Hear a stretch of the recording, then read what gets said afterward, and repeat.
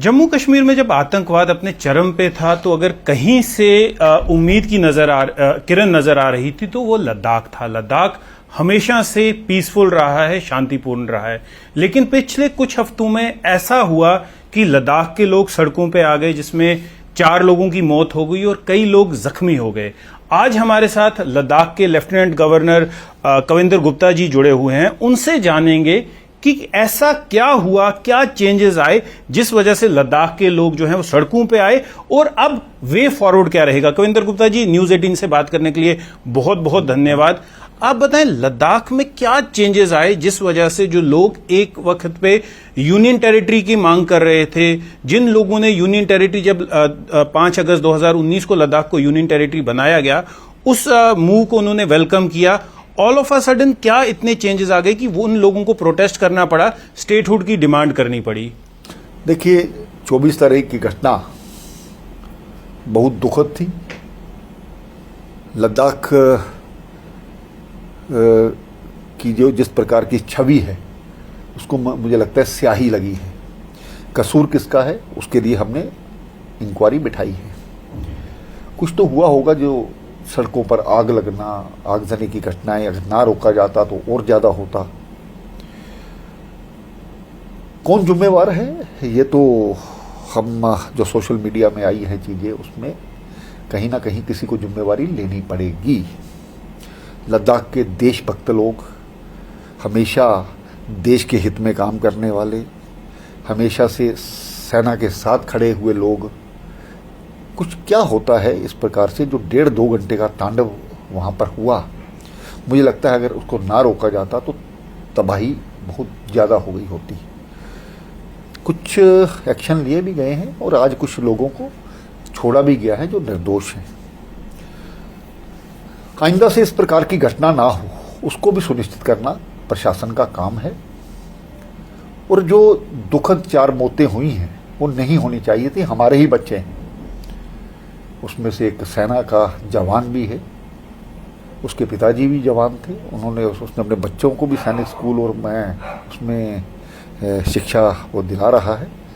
इसका मतलब साफ जाहिर होता है तीनों पीढ़ियां देश हित में खड़ी हैं। लेकिन ऐसा हादसा हुआ, भीड़ में जाकर के जो हुआ, दोबारा ना हो उसको सुनिश्चित बनाएंगे। जहां तक मुझे लगता है किसी ना किसी को प्रवोक किया जाना, एकदम से आग लगना, ये वही मैं कह रहा था कि वही लोग जो यूनियन टेरिटरी के लिए स्वागत कर रहे थे, जश्न मनाए गए लद्दाख में कि जब यूनियन टेरिटरी बनाएगा, और वही लोग तो आपको क्या लगता है कि कोई गहरी साजिश रची गई है उन्हीं लोगों को प्रवोक? कुछ ना कुछ तो होगा ही। आखिर कुछ लोग आगे आए जिन्होंने आगजनी की घटनाएं की। उससे कुछ दिन पहले लोगों को प्रवोक भी किया गया, सेम डे भी प्रवोक किया गया। बांग्लादेश, श्रीलंका और नेपाल का हवाला दिया गया। नेपाल के कुछ लोग पकड़े भी गए हैं। कुछ लोग ऐसे भी हैं जिन्होंने जाकर के वहां पर कहीं ना कहीं जांच के बाद पता लगेगा कि उनके कहीं ना कहीं रिश्ते वहां पर थे। जो निर्दोष हैं उनके साथ नाइंसाफी ना हो इसको सुनिश्चित किया जा रहा है। जो दोषी हैं आगे से इस प्रकार की हरकत ना करें, इसको भी जरूरी किया जाना है। गुप्ता जी, एक भ्रम फैलाया जा रहा है कि लद्दाख में अनएम्प्लॉयमेंट है, लोगों को, बाहर के लोगों को आके बसाया जा रहा है, तो इस वजह से लोगों में रिजेंटमेंट थी। उसे आप कैसे काउंटर करेंगे और आप वे फॉरवर्ड क्या है लोगों के लिए? देखिए, मैं ये कहना चाहता हूं आपको, पूरे देश में अनएम्प्लॉयमेंट है। पूरे 140 करोड़ को नौकरी नहीं दी जा सकती। बिल्कुल सही। सरकार उसके लिए बहुत से अल्टरनेटिव, ऐसे लद्दाख की जहां तक बात है, 3 लाख की जनसंख्या में 18,000 नौकरियां हैं, 4,000 हमारे कंट्रेक्चुअल हैं, 5,000 लद्दाख स्काउट्स के हैं, 18,000 MSME में रजिस्टर्ड हैं, जिनकी कुल मिलाकर के संख्या 50,000 से ज़्यादा है। इसके अलावा होम स्टे के माध्यम से, दूसरे होटल के माध्यम से बहुत सी ऐसी एम्प्लॉयमेंट वहाँ पर है। आज भी टूरिज्म को बढ़ाने के लिए लोगों को, स्थानीय लोगों को रोजगार वहां तक मिले, इस प्रकार का लद्दाख सरकार का प्रयास है।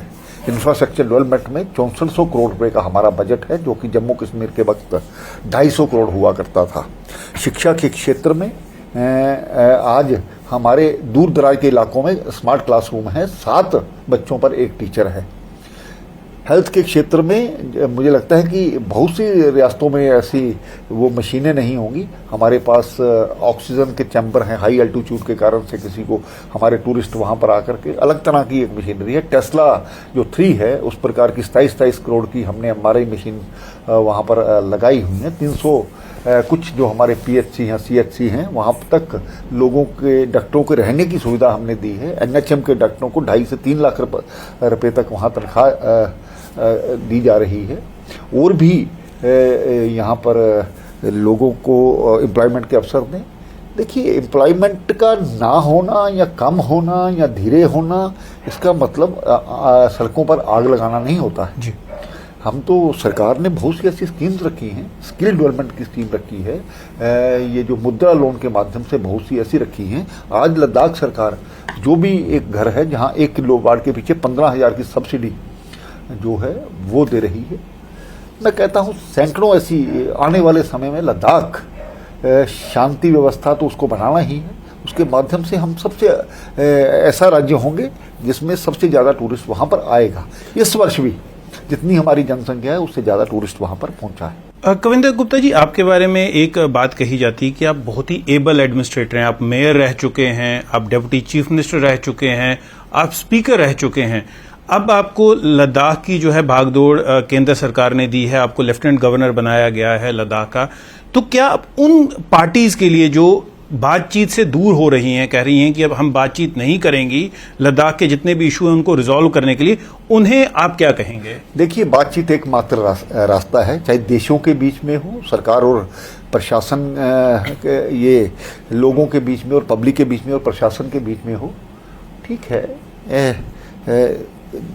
जितना दुख किसी को पहुंचा होगा उससे दुख हमारा ज़्यादा है। हमारे बच्चों की जो जान गई है वो हमारे लिए एक काला धब्बा है और कुछ लोग उसको राजनीति करना चाहते हैं, उनको राजनीति नहीं करने दी जाएगी। हम सुनिश्चित करेंगे कि लद्दाख फिर से देशभक्त जिस प्रकार से पहले है वैसा ही रहे और जो कुछ लोग यहाँ का माहौल ख़राब करना चाहते हैं उनको ना खराब करने दिया जाए, निर्दोषों को इंसाफ मिले और दोषियों को सजा मिले। गुप्ता जी, सोनम वांगचुक की बात करें, एक हीरो से विलन का वो जो सफर था वो कैसे हो गया? देखिए, अच्छे कामों की हम सराहना करते हैं, अगर कुछ गलत किया है जो अगर उस पर दोष लगे उसको सिद्ध करना होगा। केंद्र सरकार ने NSA के माध्यम से जो उस पर एक तैयार किया है तो उसके पीछे क्या चीजें हैं वो आने वाले समय में। उनकी वाइफ ने भी कल एक प्रेसिडेंट को लेटर लिखी है, कहा है उन्हें मिलने नहीं दिया जा रहा, उसे उसके बारे में ऐसा नहीं है। जो रूल रेगुलेशंस होते हैं उस रूल रेगुलेशन को फॉलो करना चाहिए। मेरे पास भी उनकी चिट्ठी आई है, हम देखेंगे कि आने वाले समय में क्या जो इर्रेगुलरिटीज हुई हैं उनको तो नहीं रोका जा सकता, लेकिन फॉरेन फंडिंग कहीं से होती है तो उस पर तो रोक लगनी चाहिए। किस कारण से हुई, कहाँ गया वो पैसा, कोई गलत डाइवर्शन हुई, उसकी सारी चीजें देखेंगे। एक जुडिशियल इंक्वायरी भी मजिस्ट्रियल इंक्वायरी हमने बिठाई है तो उसके परिणाम निकलेंगे। जिन लोगों ने अपने सामने वो चीजें दिखी हैं वही उसका फैसला करेंगे। एक आखिरी सवाल, न्यूज़ 18 के माध्यम से लद्दाख के कॉमन लोगों तक जो अभी कुछ डरे हुए हैं या अभी किसी भ्रम में हैं, उन्हें आप क्या मैसेज देना चाहेंगे? प्रशासन आपका मित्र है, नौजवानों से मिलकर के बात करेंगे। कोई भी ग्रुप अगर मिलना चाहता है, किसी भी विषय पर बात करना चाहता है, उनके रास्ते हमेशा खुले हैं। हम मिल बैठ करके आगे हम कितनी बेहतरी कर सकते हैं हम उस पर बात करने के लिए तैयार हैं।